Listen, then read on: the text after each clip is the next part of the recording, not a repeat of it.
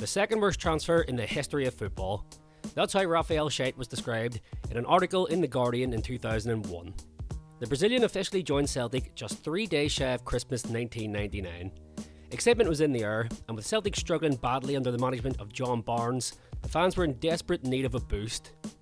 Director of football Kenny Dalglish predicted that the whole of Scottish football would benefit from Celtic's capture of the defender for a fee of £5 million from Brazilian outfit Grêmio. 23 years old and with 3 Brazilian caps to his name, all earned in the previous 12 months, it was easy to see on paper why there was so much optimism surrounding the signing. There was just one problem. He was fucking shit.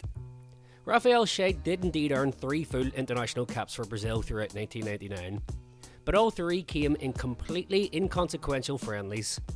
He made his debut against Japan in March, coming off the bench at half-time, before completing 90 minutes twice in the space of 3 days in September, both times against Argentina. Why were Brazil and Argentina playing each other in meaningless friendly games twice in a week? Well, one theory is that the South American teams at the time would deliberately arrange pointless fixtures where they could give players from their domestic leagues game time, allowing them to gain artificially inflated international caps, and increasing their transfer value in the process. Scouting across European football wasn't as comprehensive or sophisticated as it is today, so they just needed to sucker some European teams in by presenting them these duds on a silver platter. And in 1999, there was no bigger sucker than Celtic. Today, Celtic are one of the most conservatively and financially responsibly run clubs you could find, but in 1999, Celtic were growing pretty desperate. It's easy to forget now, but prior to Martin O'Neill arriving in the summer of 2000, the club was a bit of a joke. They pretty much always finished second best to Rangers for over a decade, and would often blow large sums of money on total flops, like Tony Cascarino and Stuart Slater to name a few. Now under the chief executiveship of Alan MacDonald, the club were prepared to spend a lot of money to once again become the dominant force in Scotland. Up against the Rangers side, who were still pretending to be one of the richest in Europe by regularly spending tens of millions that would eventually lead to their timely demise, it was going to take a lot of spending to be competitive. However, Rafael Scheidt was a completely avoidable lavish expense if anyone had done their homework. But nobody did. Kenny Dalglish is said to have been the one who pushed heavily for the signing, having watched him on video alone and recommended him. John Barnes admitted, without even a hint of embarrassment, that he'd never seen him play live.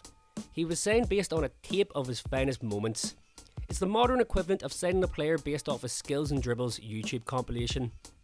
Shortly after he arrived in Glasgow, Scheidt was ruled out for several weeks with appendicitis, before injured himself upon his return to training after a collision with a teammate. At this point, it would have been best just to call the whole thing off and pretend it never happened. But Rafael Philippe Scheidt would make his Celtic debut on the 1st of March 2000, coming off the bench in a 6-2 win over Dundee. He made his first start on the 11th of March at home to St Johnstone, but was subbed off at half-time, before playing 37 minutes and a 1-0 loss to Hearts in April. These were his only appearances of the season. Any hopes of a career revival for the Brazilian the next season following the arrival of Martin O'Neill were quickly extinguished when O'Neill supposedly told him, "I like footballers who are not like you. I like footballers who play well." Most people forget O'Neill did give Scheidt some game times early in his tenure as manager, with appearances in the UEFA Cup and in the League Cup. Following these cameos, he was quickly loaned out to Corinthians back home in Brazil for the better part of 2 years. Upon his return, Rafael declared, "I want this to be known as the Scheidt year," music to the ears of Celtic fans across the globe. He stuck up for himself against the haters, stating, "Those who doubt my ability are talking rubbish. If Celtic bought me, it was because they know I can play football at the level required. I have plenty of hunger and desire. All I ask for is a chance." That chance would never come, as the £5 million man would never play for Celtic again. In 2022, he did an exclusive interview with the Celtic Way. Basically, Scheidt said injuries and disagreements with O'Neill caused his Celtic downfall. He took a dig at the long ball style associated with Scottish football, but it's not like Rafael Scheidt's a name associated with beautiful technique. He said he doesn't regret the move, but he's probably the only one. He was absolutely fucking shit.